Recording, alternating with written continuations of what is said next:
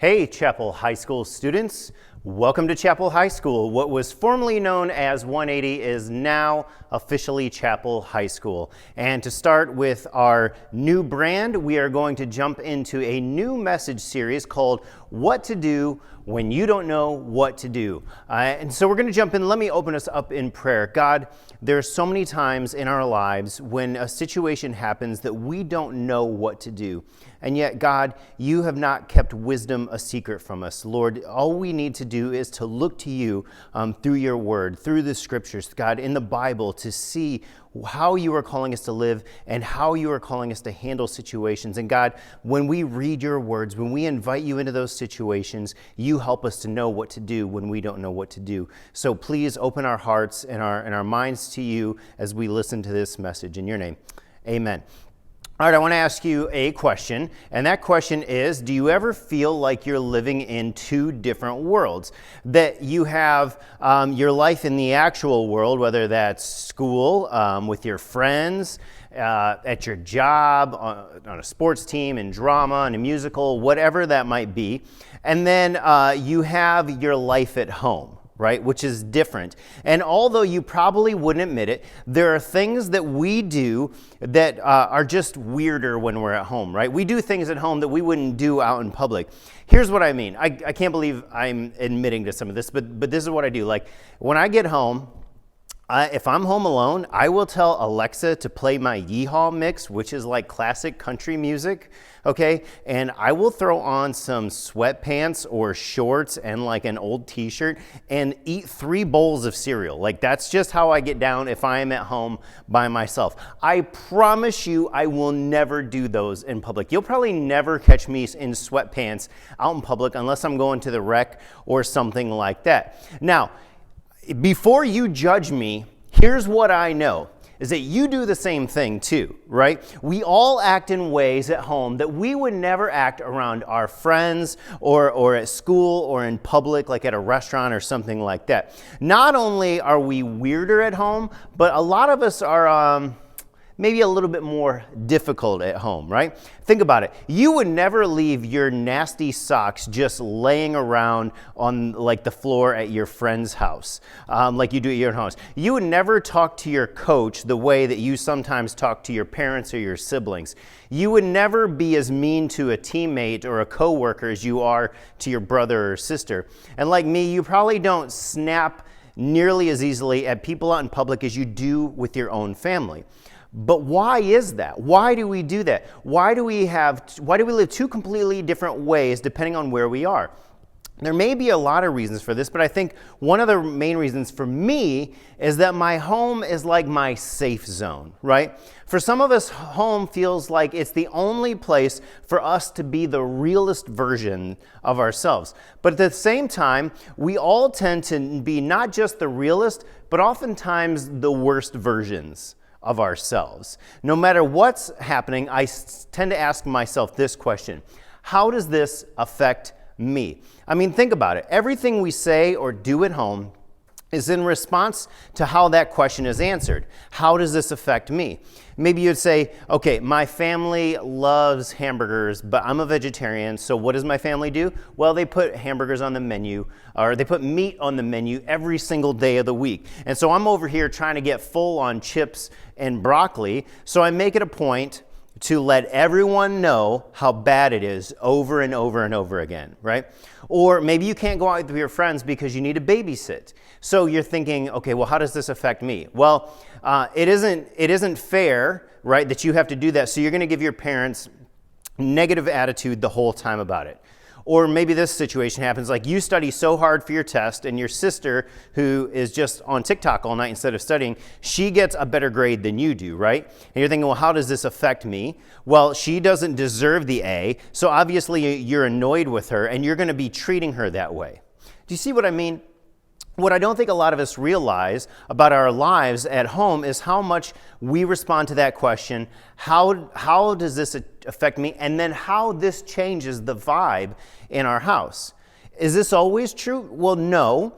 But for some of us, we know we're at least a part of the tension and attitude where we live. We add to that atmosphere. And so the question is, The question is, what do you do when things are tough at home, when the mood is off, when you know you're a part of the reason that things are tense, but you have no idea what to do about it? Okay, well, you don't have to tell me that your family is difficult. But the good news is that in all that difficulty that you face with your family, it isn't unique to you, and it isn't a new problem. This is a human problem. In fact, one of the things that I love most about the Bible is that it contains real events that look at real people with real lives and real problems, and they're relevant to the way that we live today. And over the next couple of weeks, we're going to spend some time looking at the life of Joseph.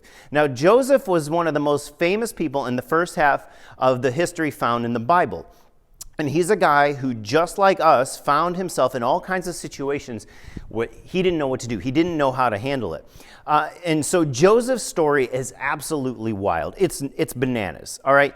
It's like the most dramatic Netflix show you've ever seen. There's murder plots. He's sold into slavery by his family. He's unfairly put in jail. The story has all these twists and turns everywhere, and the drama just never stops, okay? So we're going to get to that in a few weeks, but it starts with the drama with his family. All right, I'm going to give you a little bit of background. So Joseph was one of 12 sons who all had Jacob as their dad. Now, Jacob's story is pretty complicated as well, too. He fell in love with a woman named Rachel, but was tricked into marrying Rachel's sister Leah instead. But Jacob loved Rachel so much, so he worked for Rachel's father for 7 years so he could marry her, not instead, but as well. So now he's got 2 wives, all right? And they were sisters, all right? So now you got a guy with 2 wives who are sisters. Sounds like a show on TLC.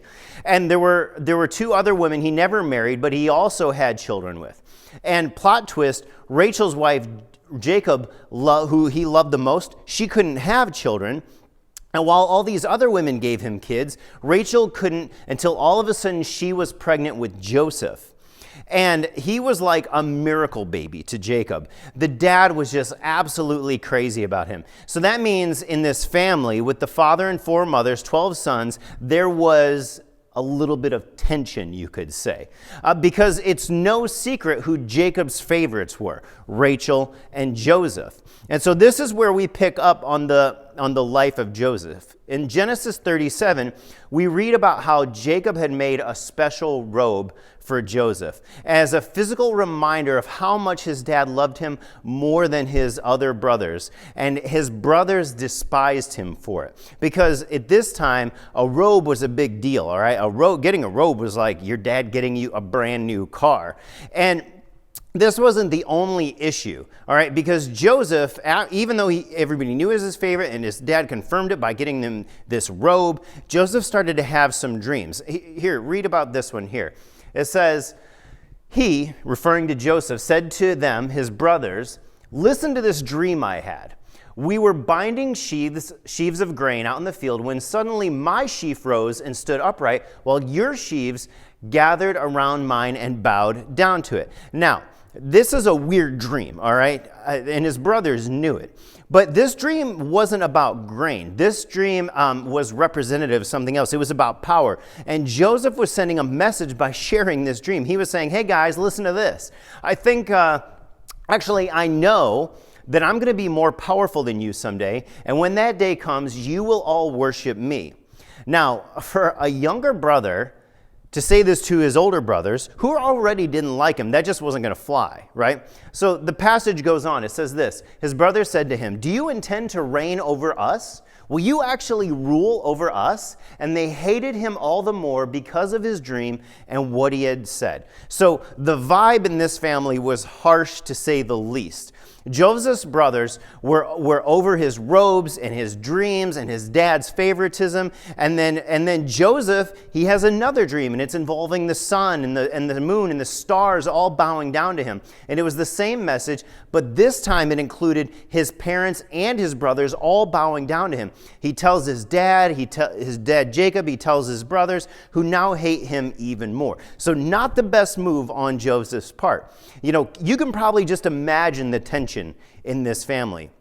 One dad 4 moms, a dozen boys, and now the favorite son who goes around telling people that he's having visions of everyone bowing down to him. You think this arrogant little brat, okay, that's probably what you would be thinking. And you're probably also thinking, like, why would Joseph do that? He already probably knows that he's not liked among his brothers. Why would he do that? But Joseph wasn't acting in a way that considered any of that. Joseph was behaving like all of us do in our families sometimes. Hyper aware of how we're being treated and not really aware of how it affects everybody else. All right, Joseph was sharing all of these things, probably not really thinking about how it's going to affect everybody else. And so his family was the same way. All Joseph's brothers could see was how the whole situation affected them with the unfairness and injustice that was going on in this family. I mean, Joseph receiving a robe as he did from his dad as a gift was like receiving, like I said, like a brand new car. When he turned 16, when like all the other brothers would have to drive like his mom's old minivan or something. And it wasn't right, and they saw it. So the truth is that even though these few verses are more than just some strange, the truth is these are more than just verses about some strange dreams and a coat. What's really going on here is it's about the tension in the family that was never dealt with. The tension was just left to grow. And we're still reading this story today for a reason. Well, why? To show us family has always been complicated. It's not just your family, it's not just my family. To teach us to pay attention to how our actions and even our situations affect the people we live with. To be more aware of what we say and do and how we act and our behaviors affect other people. And to remind us that the tension not dealt with will never just go away. It will always escalate to something bigger. And next week, we're going to see just how Joseph's life started to escalate into this giant dumpster fire of a situation.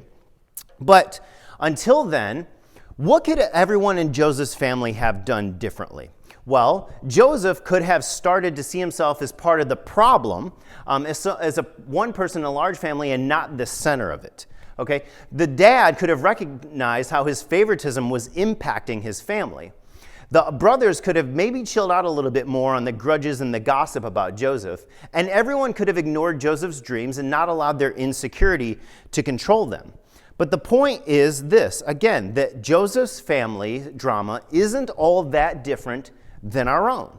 Now, you may not have a dad and four wives or 4 moms and 12 brothers and sisters, but we all have drama. You know, whether you're the favorite one, whether you're the angry one, the firstborn, the lastborn, the middle child, the quiet one who has amazing door slamming abilities, the truth is the same. There is a role that you play in your family. And so pay attention to how your words and your actions contribute to the tone and the atmosphere of your family's home. Are you improving it, or are you making it more tense? Then decide what you want your role to be from here on out. In other words, pay attention to how you affect your family, and then choose how you're going to treat them. If you aren't sure where to begin, I want you to look at this passage in a letter that Paul wrote to the church of Philippi. The Apostle Paul writes this. He says, "Do nothing out of selfish ambition or vain conceit. Rather, in humility, value others above yourselves, not looking to your own interests, but each of you to the interests of others. In your relationships with one another, have the same mindset as Christ Jesus, who being in very nature God, did not consider equality with God something to be used to his own advantage. Rather, he made himself nothing by taking the very nature of a servant, being made in human likeness, and being found in appearance as a man, he humbled himself by becoming obedient to death, even death on a cross." Paul says, look, Jesus sets the example here. He gave up the privileges that come with being God. He deserved to be treated like God, but didn't require that of other people. He didn't make other people treat him that way. He chose to serve and have compassion on you and on me, even though we didn't deserve it at all. And Paul is reminding the church, the Philippian church, to be that kind of person to those around them. And so for you, as followers of Christ Jesus, You and I are called to see others as better than ourselves and not look at them as being there to serve us, but us being there to serve them. And if you're ever going to impact the lives of those around you for Jesus, this is the only way to do it. This is what loving other people looks like. So, the million-dollar question, how do we do that when we don't know what to do at our house? The first one is we start by paying attention to how we see ourselves. Do you think or act like you're better than other people in your house or at your school or in your family? Maybe. Is that accurate? Probably not. So what does it look like to treat our siblings or our step-siblings or our cousin or the adults in our house as equal or maybe even more important than ourselves? And then finally, the hardest of all, you may need to invite someone else, not even may, you do need to invite someone else to speak into how you are living your life in your family. Because we oftentimes see the negative side of others, but we never see the negative side of us. And we need people who are close to us, who are willing to be honest with us, and probably even a little bit older than us to be able to point out some of those things. Honestly, it's impossible to clearly see the role that we each play in our family. And so we need others around who can see it. I think that I'm a pretty good guy, but my wife will often see things and graciously call me out on those things that I don't realize that I'm doing, how I might be negatively affecting our family.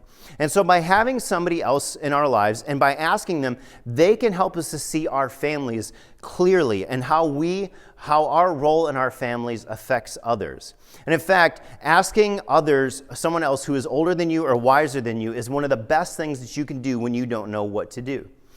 We all need people around us, people older than us, like a leader, like we have here at Chapel High School, to know what's really going on in our family to help us figure out what to do when we don't know what to do. So imagine with me for a second. Imagine if your family did this. What if everyone paid attention to how they affected everyone else? Do you think your family would be different?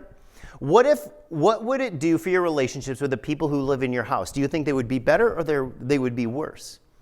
What would it do for the general level of tension or peace in your house? Would it make it better or would it make it worse? And then lastly, what would happen if it started with you? There's this saying, everybody wants to change the world, but nobody wants to change the toilet paper. And what that means is a lot of times we want things to be different. We want things to be better, but we oftentimes don't want to do the little things or the unpleasant things ourselves. And maybe you look at your world, the world around us, this crazy world of 2020, and you say, I wish things were different, but maybe you're like, I don't even know what to do. The thing that you can do is to start by loving the people right around you. And then from that comes change. But it starts with you being willing to do the little things. Because it's often very difficult to go and love people in the bigger aspect of society without loving the people who are very close to you. Jesus told us to love our neighbor as ourselves.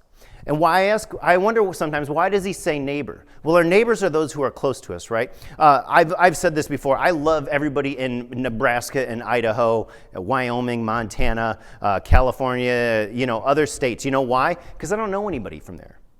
They don't bother me at all. They don't have any effect on my life. So it's easy to love those people. Now, my family, those who are closest to me, my neighbors, sometimes they're more difficult to love, right? But Jesus calls us to love those people first. And if we can't love our neighbor, if we can't love our family, it will be very difficult and even hypocritical to hate them, to mistreat them, and then to try to love people in our society. And so if you want to make an impact in this world, if you want to change this world for Jesus, if you want to be an agent of that healing and transforming grace that God has called us to in this broken world, then it starts at your home with your family. And it starts with you.